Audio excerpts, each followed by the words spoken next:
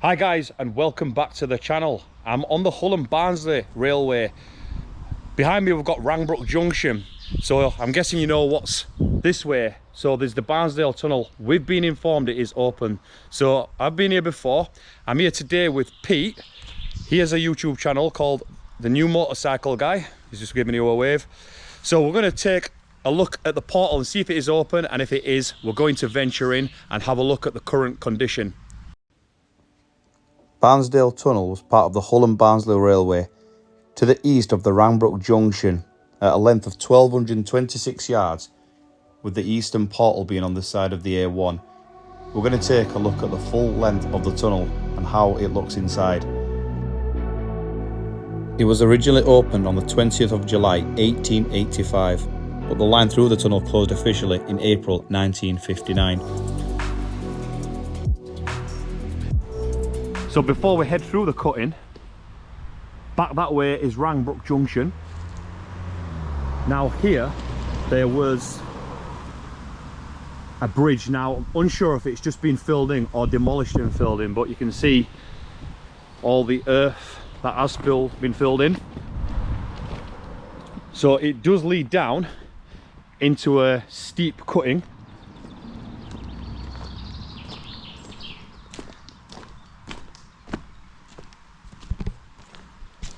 You can see the rock face. Now it does get a lot deeper as you walk towards the western end.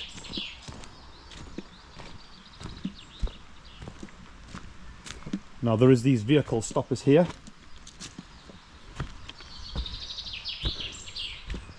There is a public walkway towards the portal. Now it's just a case of if it's open. If not, what I'm going to do is I'm going to take you over the top and just show you the air shafts. Now I am running out of time today, so if the tunnel is open, we will head in and look through. Now I love a good cutting on a disused railway line. Now it is a time of the year where disused railways do tend to get a lot of overgrowth.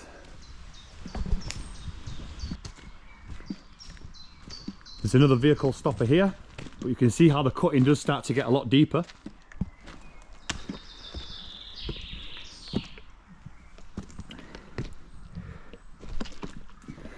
Just heading further down the cutting.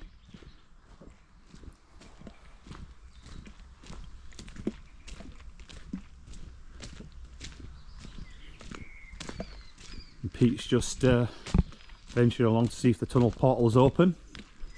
Like I say, if it's not open, we're going to take you on a little tour over the top.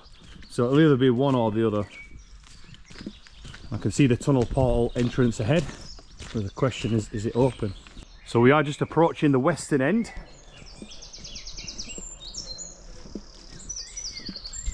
And it looks like the gate is actually open.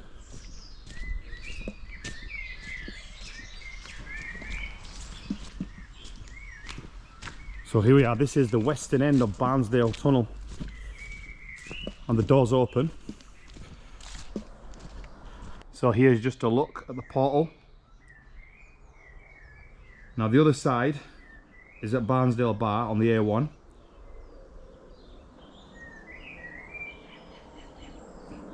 Now there's 3 shafts in there that we're going to have a look at. Now it was driven through magnesium limestone to reach the lower beds of sandstone and clay. So you can see the typical H&B design. So it's fashioned in red brick, and the inner side of the brick lining is blue brick, and at the top you can see coping stones. There's slight damage at the top there. So anyway, what we're going to do is head in and see what the condition of the tunnel looks like inside. So we've just come across this. Now it looks to be like it was an insulator. You can see it says something on it, but I'm not exactly sure what that says. Now, yeah, I think it is an insulator, that, but it's a really good find. Now I never saw that last time I came down here, but yeah, it's quite heavy, isn't it? Yeah. Really heavy, yeah. So as we enter into the tunnel, we've come across these anti-vandal sheets coated in graffiti. You can clearly see they're made out of metal. And here's a look inside the portal. We've got another one at the other side.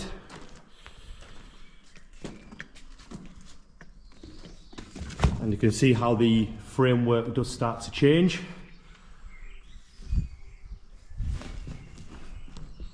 There is a lot of soot that you can see at the top. That'll have been there a pretty long time. And here we've just come across our first of many refuges.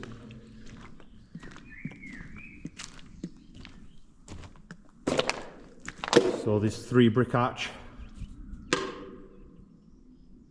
again coated with soot and cobwebs. And obviously, if you've not seen a tunnel video before, these recess holes were workers' safety huts. So if there was any work going on in the tunnel and any train came past, this was their safety. Just come across our first chain marker, but that one's been broken off. I can't see any signs of it, so that was your first chain marker. There are more going down the tunnel. Now there does seem to be a lot of loose masonry within the tunnel, but I'm not sure where it's actually from, because you do see slight bits of damage, like here. And the soot does actually build up a lot worse. Here's another chain marker that I was talking about, so that's what they would have looked like. And now starting to enter the dark, eerie side of the tunnel. Another refuge just here. And you can see all the soot that's built up around the arch. And this one, there's a lot of the looks like soot build up at the bottom here. Potentially even coal. I don't think it's coal. Now there are 3 air shafts that are in the tunnel going towards the eastern portal. We are approaching a section here where it looks like there's been a little bit of modern repair. You can see there how the change starts, because there are bits of loose masonry up there, so I'm guessing that this was severely damaged at one point, and how that's modernised repairs, or more recent repairs, and a few more here. So coated in graffiti, and it does seem to travel down quite a big section.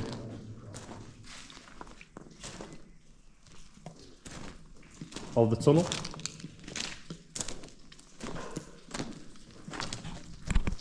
So probably about 50 yards in. So another yard marker there, or chain marker. Here we do see a little bit more repair to the damaged wall. And then if we spin to the left again, we've got another refuge. Looks a little bit more damaged, so severely damaged here. You can tell that a lot of the masonry has fallen out of the brick. I'm just looking here, and it is starting to get a little bit more damp as we get further in. You can see there's been a lot more damage to the tunnel and a lot more repair work to the left of me here. In 2 sections, you can see there the 2 patches of repair work. So there's all this loose brick down here, which I'm assuming is from the original. But as we do venture further down now, we're starting to get a little bit drenched. So we're coming towards our first shaft. We do have another refuge here on the left. Now, there's some damage to the back of this one, and you can start to see now this calcite deposits building up. So Pete's just told me that this was potentially done to relieve water pressure as it gets a lot damper in the tunnel. So it makes sense if they did. You can just see here more calcite deposits building up. There's no drainage coming out, but you can see here there's water seeping through.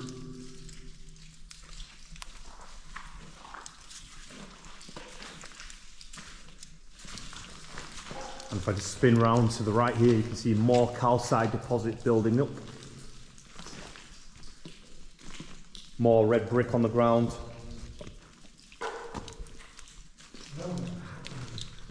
And a bit more repair work. I've just got dripped on there. So we're about 150 yards in. Slightly more damage to the brick lining. And even more calcite deposits building up. So I see a massive build-up of hard moss there.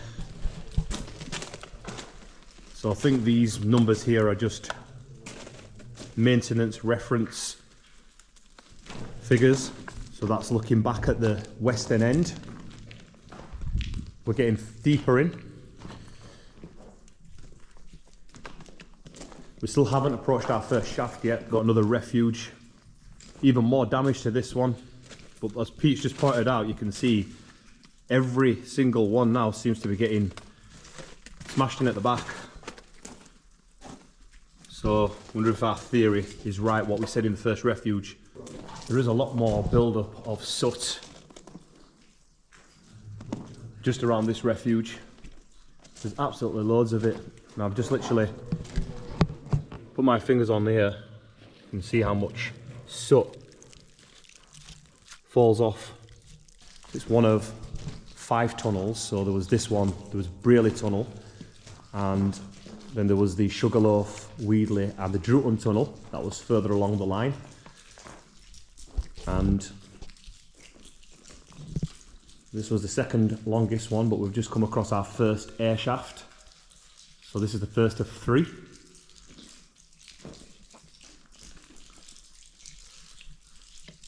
And another one of my favourite things there, Department for Transport, Hull and Barnsley 3. Shaft number 1. So here you've got the Department for Transport, Hull and Barnsley Railway 3.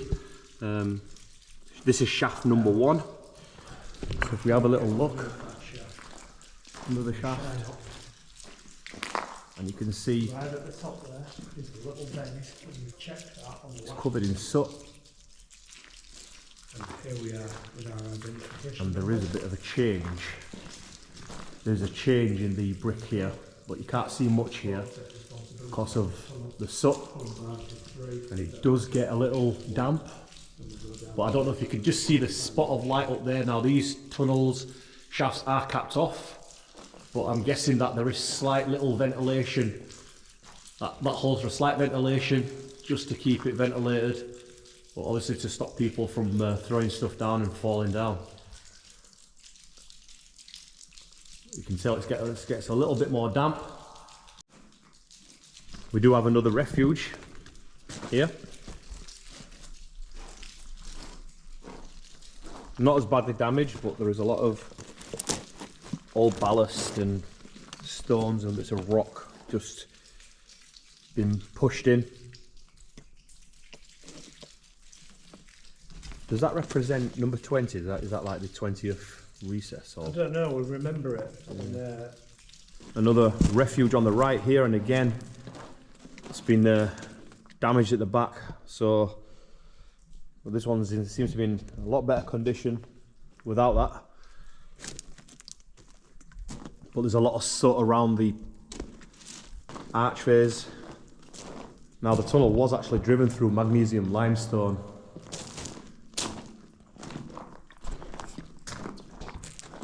Got another refuge on the left here.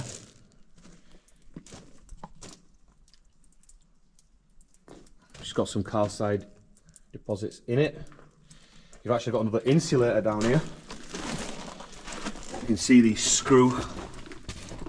So that's another relic found. We've got a lot more soot again on the left. That's built up. It gets a lot thicker. You can just see there even more. We've got another refuge. You can see with a little bit of see the water trickling there. Slight damage to the arch. Got a lot more calcite on the left here. Just have a little trips back to that last. You can see some water seeping through at the bottom here. That looks really good. You can just hear it getting a little bit more damp as we head further in. Because as it gets more damp, you can see how much more the deposits on the walls start to come in. You've got a few pipes that are stuck in the walls that look like they're non-operational.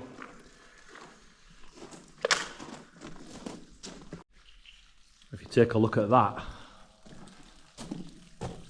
another refuge, absolutely masses of deposits. Look at that. Make a nice photo. That is brilliant. Amazing. See how more damp it gets as we head further down. I'm getting dripped on right now.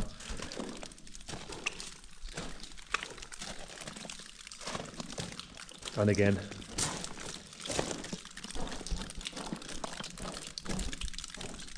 You can just see how it starts to, you can see the water seeping through the brick there.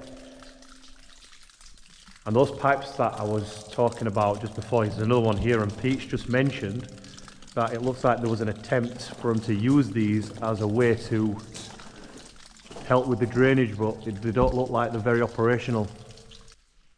So this is our second shaft in the tunnel. It seems to be a lot more dry than the one before. Now, when I came last time, you could actually see the change of the brick. You can still see a little bit there, but the soot seems to have, I'm not sure how, but covered the bottom of the shaft up a little bit more. But you can see how high the shaft goes and how it's capped off there. But you can just see a little hole like in the last shaft. You can see the light there, just to give it still some ventilation. And of course you've got the Department for Transport sign there. So DFT HBR 3132 shaft number 2.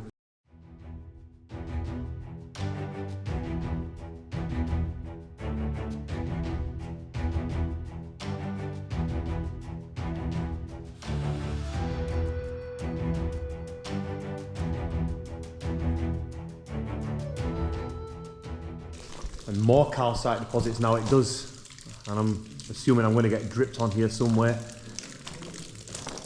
It gets a lot more damp. The deposits do spread a lot wider, and again, none of the pipes are in operation. See up there? But just get a little closer. There's another pipe and another one there, and I'm getting dripped on again. You can see how much it's building up at the bottom here. Now if you watch Pete's version of this from last year, obviously he never got into the tunnel. There were rumours of the tunnel being filled in from the western end. However, it's more likely that the tunnel may reopen as some sort of light railway, but I'm not sure if that's 100% true, so do not hold me to that. We do have more calcite deposits to the left. It It does seem to weaken a little bit here. It's a lot more drier to the right. And again here we've got more work of art. Another refuge covered in calcite deposits. Look at the condition of that. Just been dripped on again and again.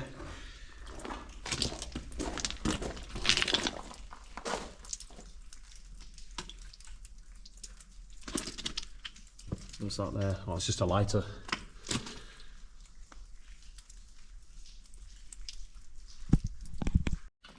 We're looking at here, part of the air shaft. It looks like it anyway. You can see on the brick it says, I don't know if you can see it, but it says Pontifac brick on it. But it does look like shape of the air shaft. Just take another look. On this side you can see how it curves. I'm not sure how that's got down here. The air shaft is slightly further down. So you've got here another part of the shaft. You can see how it curves, coping stone. Well, that looks like that's where it was. There's another section of it. We can see more and more of the shaft here. Now you can tell, there's even a little relic here. I'm not sure what that was. If you do know what that was, please leave a comment in the box. There's actually part of an old railway sleeper here as well. You can just see that there, that's an old railway sleeper, or part of one anyway. That's a Pontifac brick. Yeah. So you've got different makers of bricks. Pete's just spotted this relic here, so it looks like a bolt that bolted through the fish plates to for the rails. I didn't see that before, but it's a good find. It's just next to that sleeper that I've spotted before. Now, looking at the brickwork, looking at the bricks in here, there were different companies. There's Pontefract, and then there's another company that's local. It says Auckland BP. So hang on a minute, sorry, Brothers. Thanks for that. And it says Hemsworth on it. So this is our third and final shaft on the line. Now, again, you can see, like the other two, I'm not sure if you can see it, but there is a slight little hole, but you can clearly see it's been capped off. So pretty similar, all three shafts, but all of them are sealed off. You can again see where the brick lining changes, but it's covered in soot, so you can't really tell. I don't know if you can just make it out there. You can see the soot that's covering it up. So again here we've got some more calcite deposits. And here we've got Department for Transport, Ulm Barnsley, shaft number 3. We have approached another, just beyond the shaft, another refuge. Looks like slight modern repairs, but no need to repair this because it's damaged to hell.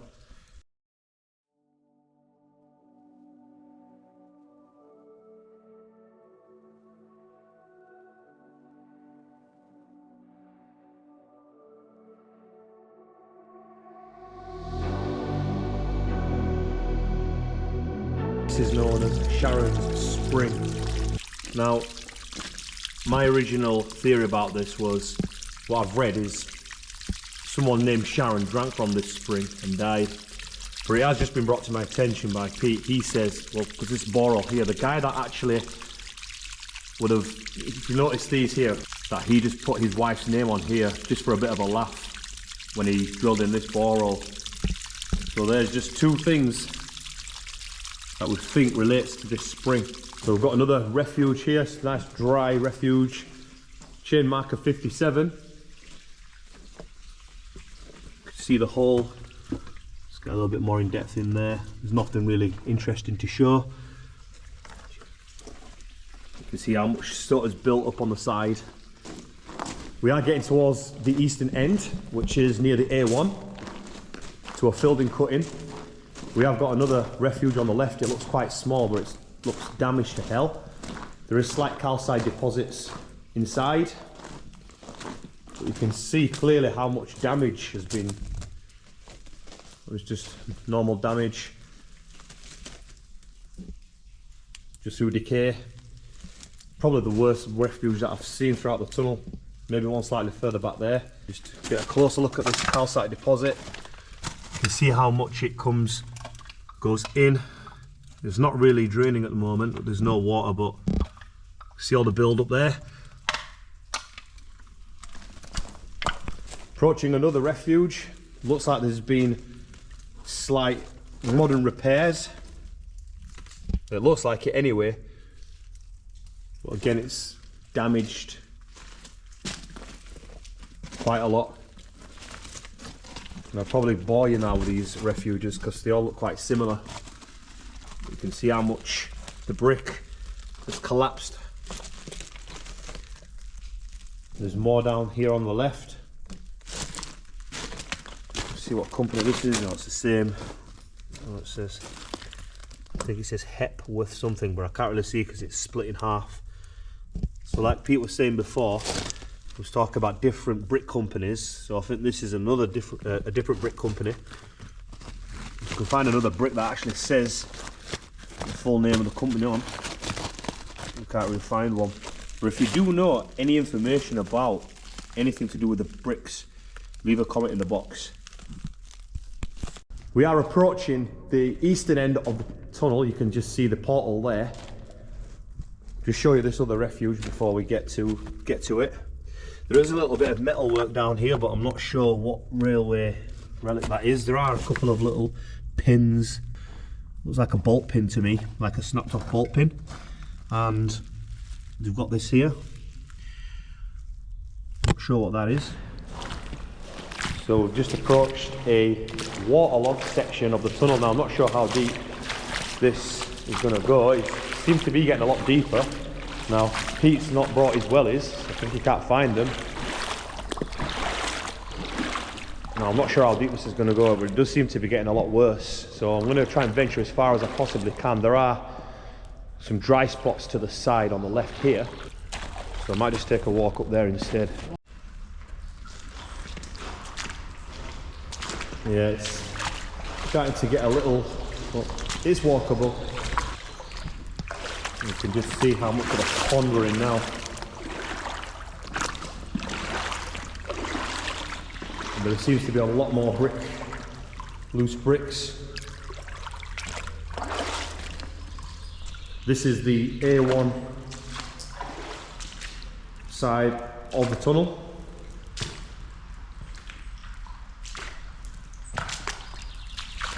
You can see how it all clouds over.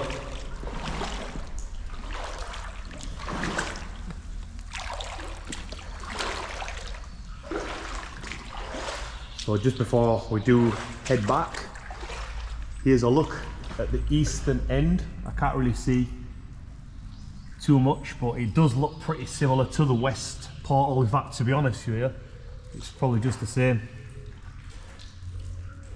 You've got a similar end, you've got a little bit of blue brick on the outside of the portal.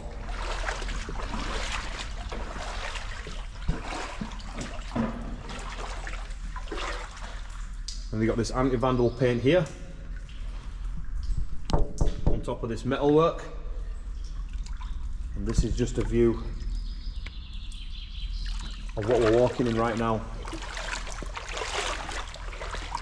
So there it is, 1226 yards of masonry. Anyway, thank you very much for watching this video on the Barnsdale tunnel. So full 1226 yards of tunnel. So I really enjoyed this explore. Now I am going to be wanting to do a full video on the Hull and Barnsley at some point, so please tune in for that. So I'm going to start at Stairfoot. I'm going to try and follow the Hull and Barnsley Railway as fully as I possibly can. So thank you to myself and Pete. I think he's just hiding somewhere down there.